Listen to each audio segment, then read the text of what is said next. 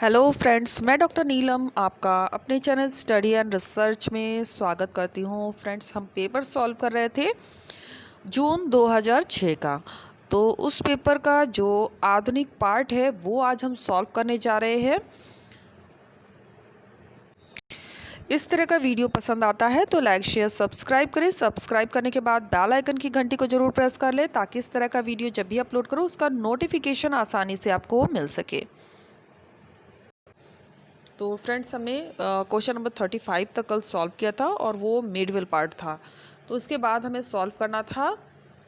तो चलिए सॉल्व करते हैं। और थैंक्स पवन, आपने इतने सारे कमेंट करके मुझे आंसर बताने की कोशिश की, उसके लिए बहुत बहुत धन्यवाद। चलिए यहाँ पे हम सॉल्व करते हैं। क्वेश्चन नंबर 36, भारत में दस्तकार संगठन के पतन का प्रमुख कारण क्या था? तो दस्तकारी के पतन होने का जो प्रमुख कारण बना है वो बना है आंग्ल व्यापार का दबाव। ऑप्शन डी हमारा करेक्ट हो जाएगा। नेक्स्ट क्वेश्चन है, किसकी अध्यक्षता में 1882 के भारतीय शिक्षा आयोग की स्थापना हुई? तो 1882 में जो शिक्षा आयोग की स्थापना हुई थी ये हुई थी डब्ल्यू हंटर। ये हो जाएगा ऑप्शन सी हमारा करेक्ट हो जाएगा। नेक्स्ट क्वेश्चन है क्वेश्चन नंबर 38। कथन कहता है आधुनिक प्रसार के लागू होने से परंपरागत स्वावलंबी गांव, स्थानीय बाजार, जाति और व्यापार प्रभावित हुए। करेक्ट हो जाएगा।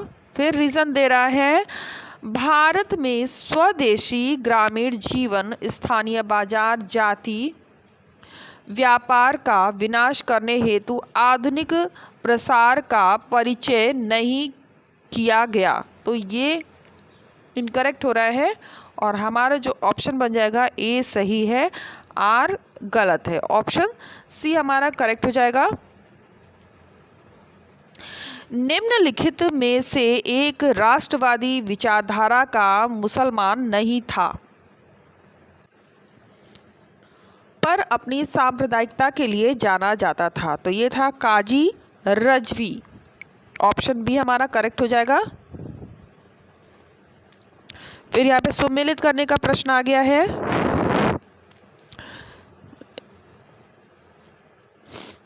क्वेश्चन नंबर 40 सुमेलित करने का प्रश्न है। तो इसमें जो हमारा उत्तर बनेगा भवानी मंदिर, ये हो जाएगा यहाँ पे वरिंद्र कुमार घोष से।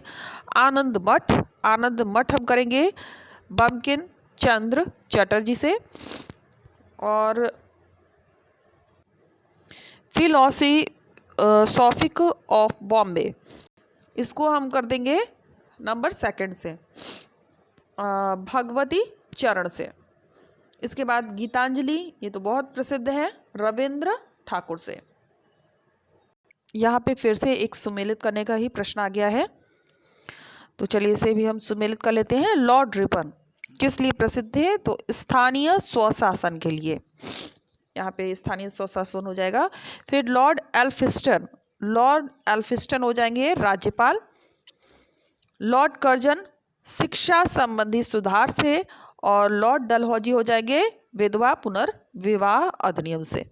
तो हमारा जो ऑप्शन इसमें बन के आएगा वो हो जाएगा ऑप्शन ए। क्वेश्चन नंबर 42, यहाँ पे कथन और कारण का क्वेश्चन आ गया है। कथन कहता है रामकृष्ण के धार्मिक नीति वचन का प्रमुख लक्षण था उनका सभी धर्मों की सत्यता में विश्वास। बिल्कुल सही है। फिर उसके बाद कारण दे रहा है रामकृष्ण का किसी भी धर्म में अविश्वास, ये गलत है। तो हमारा जो इसमें उत्तर बनेगा वो बन जाएगा ए सही है, आर गलत है। इसके बाद आ जाते हैं, यहाँ पे सीक्वेंस लगाना है, उसको क्रम में लगाना है, सीक्वेंस में करना है। तो चलिए इसे लगा लेते हैं। सबसे पहले आ जाएगा व्यक्तिगत सत्याग्रह नंबर 1 पे। फिर हम रखेंगे स्वराज्य पार्टी को नंबर 2 पे। फिर रखेंगे हम रचनात्मक कार्यक्रम नंबर 3 पे, और सबसे लास्ट में हम रख देंगे नमक सत्याग्रह।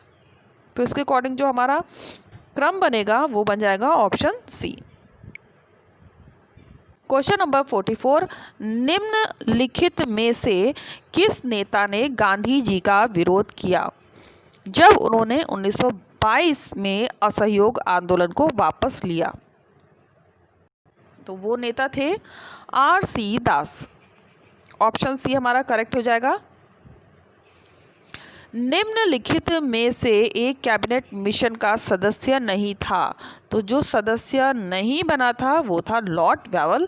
बाकी सभी सदस्य थे sir Stanford Cripps, sir Patrick Lawrence और ए.वी. अलेक्जेंडर। ये क्वेश्चन रिपीट भी हो रहा है, ये कई पेपर में हमने सॉल्व भी किया था।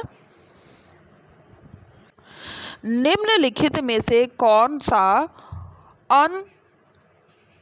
अना स्कूल्स का प्रभावी लक्षण नहीं है? तो अनाल्स स्कूल का जो प्रभावी लक्षण नहीं है वो हो जाएगा नए स्रोतों की खोज। ऑप्शन बी हमारा करेक्ट हो जाएगा। और नहीं पूछ रहा है तो क्या लक्षण है ये भी जानना जरूरी है। अंतर विषयक अवधारणा, लॉन्ग डूरे यानी दीर्घकालीन, और क्षेत्र केंद्रित अवधारणा।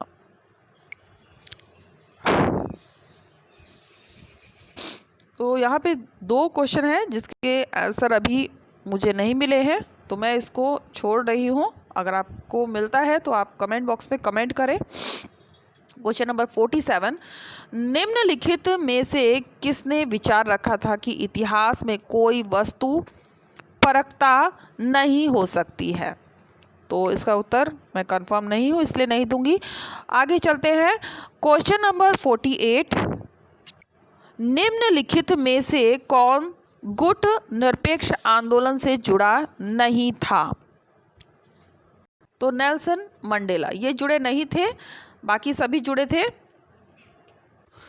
नेक्स्ट क्वेश्चन है, प्रोटेस्टेंट धर्म को कानून मान्यता दी गई तो कब दी गई थी?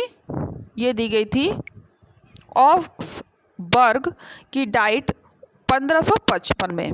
ऑप्शन बी हमारा करेक्ट हो जाएगा। निम्नलिखित शासकों में से एक उदारवादी तानाशाही से जुड़ा नहीं था। तो कौन नहीं जुड़ा था? इसका उत्तर आप कमेंट बॉक्स में कमेंट करके बता सकते हैं। 2 क्वेश्चंस के उत्तर मैं कंफ्यूज हूँ अभी भी, तो इसके उत्तर मैं नहीं आपको दे रही हूँ। और साथ ही हम एंशिएंट के भी क्वेश्चंस अब देख लेते हैं। तो इसमें एक सबसे पहले पैरा आया हुआ है, इसमें ध्यान रखिए मैं क्वेश्चन सॉल्व नहीं करा रही हूँ, आप कमेंट बॉक्स में कमेंट करके उत्तर देंगे। लेकिन पैरा का क्वेश्चन है सबसे पहले, ये देख लीजिए। मैं पैरा एक बार पढ़ देती हूँ। अनेक भारतीय तथा यूरोपीय महात्मा गांधी को भारतीय परंपरा का संक्षिप्त संग्रह मानते थे, परंतु यह एक असंगत निर्णय है क्योंकि वे पाश्चात्य विचारों से अत्यधिक प्रभावित थे। गांधी जी अपनी प्राचीन संस्कृति के सिद्धांतों में विश्वास करते थे, परंतु उनका दलितों के प्रति अधिक प्रेम और जातिवाद के प्रति उनकी घृणा अधिक निकट थी। उनका अहिंसा में विश्वास, जैसे कि हम देख चुके हैं कि किसी भी हिंदू धर्म का कट्टर रूप नहीं था। गांधी जी की शांति प्रियता के लिए हमें Sermon on the Mount and तथा टॉलस्टॉय की ओर देखना चाहिए। स्त्रियों के अधिकारों के लिए उनका प्रयास भी पाश्चात्य प्रभाव का ही परिणाम है। अपने सामाजिक प्रसंगों में वे सदैव नवीन नीति चलाने वाले ही थे, अनुदार न थे। यद्यपि उनके कुछ साथी उनके सीमित समाज सुधार कार्यक्रम की गति अत्यंत मंद समझते थे। यद्यपि गांधी जी हिंदू विचारधारा के संपूर्ण बल को जाति एवं वर्ग के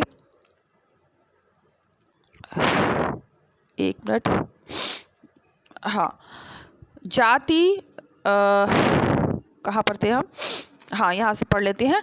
कार्यक्रम की गति अत्यंत मंद समझते थे, तथापि गांधी जी हिंदू विचारधारा के संपूर्ण बल को जाति एवं वर्ग के प्रभुत्व के स्थान पर एक लोकप्रिय एवं समानतापूर्ण समाज के रूप में परिवर्तित करने में सफल हुए।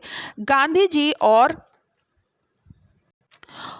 उनके भारतीय राष्ट्रीय कांग्रेस के अनुयायियों ने शताब्दी की स्थिति के पश्चात हिंदू सभ्यता को नवीन रूप एवं नवजीवन प्रदान किया। आज राजनीति एवं आर्थिक रूप से भारत के समक्ष अनेक कठिन समस्याएं और कोई भी उसके भविष्य के संबंध में निश्चित भविष्यवाणी नहीं कर सकता है, परंतु यह भविष्यवाणी तो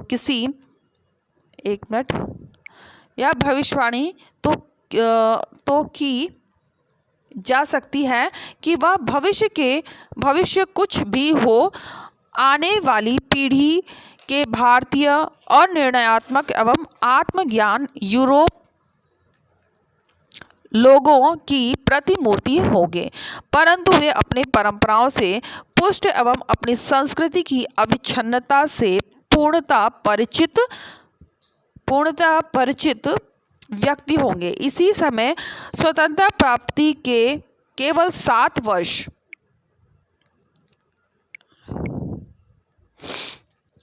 वर्ष पश्चात ही जब यह पुस्तक लिखी गई, राष्ट्रीय चरित्र को कलंकित करने तथा चरम सीमा की सांस्कृतिक देशभक्ति के लिए लड़ने की भावना अदृश्य होती जा रही है। हमारा विश्वास है कि हिंदू सभ्यता संश्लेषण के अत्यंत चमत्कारिक कार्यक्रम को प्रदर्शित करने जा रही है।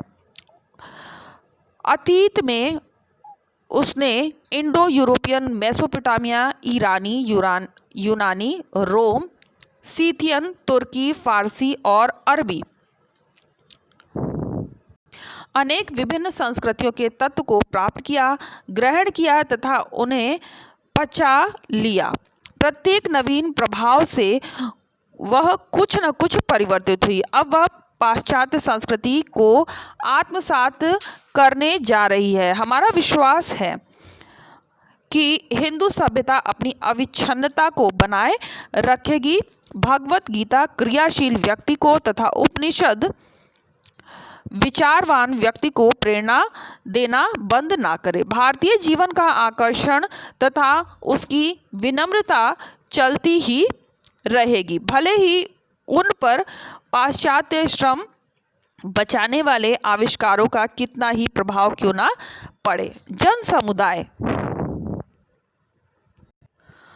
अब भी रामायण महाभारत के वीरों की कहानियां पढ़ना पसंद करेंगे। शांत, मृदुल, प्रसन्नता जो भारतीय जीवन में सदैव प्राप्त रहती है तथा जिसे अत्याचार, रोग, निर्धनता, आच्छादित ना कर सके, निश्चय ही वह पश्चिम से अधिक उत्तेजनात्मक मार्ग के समक्ष अदृश्य ना हो सकेगी। प्राचीन भारतीय संस्कृति में कुछ अनुपयोगी था, उसका अधिकांश इस समय का नष्ट हो चुका है। विधवाओं का अपने पतियों की चिता पर जल जाना फिर बहुत दिन हुए समाप्त हो चुका है। नियमानुसार बालिकाओं के विवाह बाल्यावस्था में नहीं हो सकता है। सारे भारत में बसों और रेलगाड़ी पर ब्राह्मण बिना धर्मभ्रष्ट होने के भय से निम्न जातियों के लोगों से कंधा मिलाकर चलते हैं और मंदिरों के द्वार सबके लिए वैधानिक रूप से उन्मुक्त हैं। जातिवाद समाप्त हो रहा है। इसी समाप्ति को प्रारंभ हुए बहुत समय हो गया है, परंतु अब तक कोई गति इतनी तीव्र है, अब तो उसकी गति इतनी तीव्र है कि जातिवाद के अधिक आपत्तिजनक अंग 1-2 पीढ़ियों में ही समाप्त हो जाएंगे। प्राचीन परिवार प्रणाली वर्तमान स्थिति के अनुरूप परिवर्तित हो रही है। वस्तुतः भारत का पूर्ण रूप ही परिवर्तित हो रहा है, परंतु उसकी सांस्कृतिक परंपरा अविच्छिन्न बनी है तथा वह कदापि विनष्ट ना होगी। तो ये तो हो गया पैरा, और इस पैरा से रिलेटेड नीचे कुछ क्वेश्चंस दिए गए हैं, तो इनको सॉल्व करना है। मैं केवल आज क्वेश्चन पढ़ूंगी और आप कमेंट बॉक्स में कमेंट करके इसके उत्तर मुझे भेज सकते हैं। फिर चलिए देख लेते हैं। सबसे पहला क्वेश्चन है, वह क्या कारक थे जिसने सबसे ज़्यादा भारतीय संस्कृति पर गांधी जी के विचारों को प्रभावित किया? तो ये ऑप्शन है। फिर नेक्स्ट क्वेश्चन है, वह कौन सा सबसे महत्वपूर्ण सामाजिक मुद्दा था जिसे गांधी जी ने सुधार के लिए चुना? फिर नेक्स्ट क्वेश्चन है, यहाँ पे दिया हुआ है ऑप्शन आप स्क्रीन पॉज करके भी देख सकते हैं। भारतीय संस्कृति का भविष्य सबसे ज़्यादा निर्भर है, तो सबसे ज़्यादा किस पर निर्भर है? प्राचीन काल के किस धार्मिक ग्रंथ ने भारतीय विचारधारा को सबसे ज़्यादा प्रभावित किया है? क्वेश्चन नंबर 5, वह कौन सा कारक था जिसने भारत में जाति प्रथा को मिटाने में सबसे ज़्यादा प्रभावित किया? तो यहाँ तक तो क्वेश्चन हो गए पैरा वाले। पैरा के आधार पर हमें इसे सॉल्व करना है। इसके बाद आ जाते हैं हम क्वेश्चन नंबर 6 पे। हड़प्पा संस्कृति का दक्षिणेतर स्थल, तो दाइमाबाद है, लेकिन हम इसे कल सॉल्व करेंगे। आप इसके उत्तर मुझे कमेंट बॉक्स में कमेंट कर सकते हैं। फिर निम्न में से कौन सा तमिल व्याकरण संबंधी ग्रंथ है? तो तोल्काप्पियम। आप कमेंट करके आप भी कंफर्म करिए। निम्नलिखित में से कौन सा उत्तर वैदिक काल से संबंधित है? उत्तर वैदिक काल से कौन सा संबंधित है? क्वेश्चन नंबर 9 है, निम्नलिखित किस बौद्ध ग्रंथ से षोडश संस्कारों का उल्लेख मिलता है? तो अंगुत्तर निकाय से। आप कमेंट बॉक्स में कमेंट करके उत्तर दीजिए। अभी मैं टिक मार्क नहीं करूंगी, कल हम इसे टिक मार्क करके सॉल्व करेंगे। निम्नलिखित किस अभिलेख में अशोक के बाह्य जगत संबंधों का उल्लेख प्राप्त होता है? नेक्स्ट क्वेश्चन है, मिलिंद पन्नों में मिनेडर तथा ब्लैंक के बीच वार्तालाप का उल्लेख है, तो किसके बीच में? नागसेन का हो जाएगा। फिर उसके बाद दिया हुआ है, निम्नलिखित किस ग्रंथ में राज्य की उत्पत्ति संबंधी अनुबंध सिद्धांत का विस्तार से वर्णन प्राप्त होता है? तो नीचे ऑप्शन दिए गए हैं। फिर यहाँ पर मैचिंग का क्वेश्चन है, गुणाढ्य, वाग्यभट्ट, भास्कराचार्य और मेरुतंग किससे संबंधित हैं? नेक्स्ट क्वेश्चन है क्वेश्चन नंबर 14, निम्नलिखित शैक्षणिक संस्थानों में कौन सा व्यवस्थित क्रमानुसार है? तो कौन सही क्रम में व्यवस्थित है, उसमें हमें टिक मार्क करना है। यहाँ पे आ जाते हैं, यहाँ भी एक मैचिंग का ही क्वेश्चन है। दशावतार मंदिर, देवगढ़ का दशावतार मंदिर, फिर गुप्तकालीन ईंट का मंदिर भीतर गांव का हो जाएगा, मेघुतुंग मंदिर, फिर पार्वती मंदिर, तो ये सब मैच करना है। तो कौन सा इसमें उत्तर बनेगा आप यहाँ पे देख सकते हैं। फिर आ जाते हैं नेक्स्ट क्वेश्चन पे, क्वेश्चन नंबर 16, शैलेंद्रों द्वारा निर्मित सर्व प्रसिद्ध स्तूप ब्लैंक स्थान पर स्थित है, तो कहाँ पे स्थित है? तो ये बताना है इसमें। एलोरा स्थित सुप्रसिद्ध कैलाश मंदिर किस राजवंश के संरक्षण में निर्मित हुआ? तो यहाँ उत्तर आप दीजिए। फिर उसके बाद है क्वेश्चन नंबर 18, ये कथन और कारण का क्वेश्चन आ गया है। कथन कहता है, प्रथम राजेंद्र के काडरम का विजय अभियान किया था। फिर कारण दे रहा है, उसकी अभिलाषा थी दक्षिण पूर्व एशिया में भारतीय संस्कृति का प्रसार करना। फिर क्वेश्चन नंबर 19, निम्नलिखित में से कौन सा कालक्रम के अनुसार सही है? तो कौन सा सही हो रहा है? यहाँ पे क्रम सही जो दिया है उसी को हम टिक मार्क करेंगे। यहाँ पे फिर से कथन और कारण का क्वेश्चन आ गया। क्वेश्चन नंबर 20, बुद्ध ने प्राकृत भाषा के माध्यम से अपने उपदेश दिए। फिर इसका कारण दे रहा है समाज के प्रत्येक वर्ग तक वे पहुंचाना चाहते थे। तो क्या होगा आंसर? फिर यहाँ से हम देख सकते हैं ये मिडवेल हिस्ट्री का क्वेश्चन शुरू हो रहा है जो कि हम सॉल्व कर चुके हैं। तो एंशिएंट पार्ट के मैंने केवल आपको क्वेश्चन दिए हैं और आधुनिक इतिहास के हमने क्वेश्चन सॉल्व कर लिए हैं, लेकिन उसमें 2 क्वेश्चंस के आंसर कंफ्यूज कर रहे हैं जिसकी वजह से उसको मैंने छोड़ दिया है। तो आप साथ में उसके भी उत्तर कमेंट बॉक्स में कमेंट कर सकते हैं। फ्रेंड्स, जैसा कि आप देख सकते हैं हम आगे हैं प्लेलिस्ट में। अगर आपको किसी भी वीडियो का पूरा सीरीज़ देखना है तो आपको प्लेलिस्ट बहुत हेल्प करेगा। और ये प्लेलिस्ट देखने के लिए आपको डिस्क्रिप्शन बॉक्स में जाना पड़ेगा। डिस्क्रिप्शन बॉक्स में लिंक दिए गए हैं, लिंक के माध्यम से आप इन सभी वीडियोस का लाभ उठा सकते हैं। तो उम्मीद है आपको वीडियो पसंद आया होगा। वीडियो पसंद आता है तो लाइक शेयर सब्सक्राइब करें। सब्सक्राइब करने के बाद बेल आइकन की घंटी को जरूर प्रेस कर लें ताकि इस तरह का वीडियो जब भी अपलोड करूँ उसका नोटिफिकेशन आपको आसानी से मिल सके। Okay friends, take care and bye bye.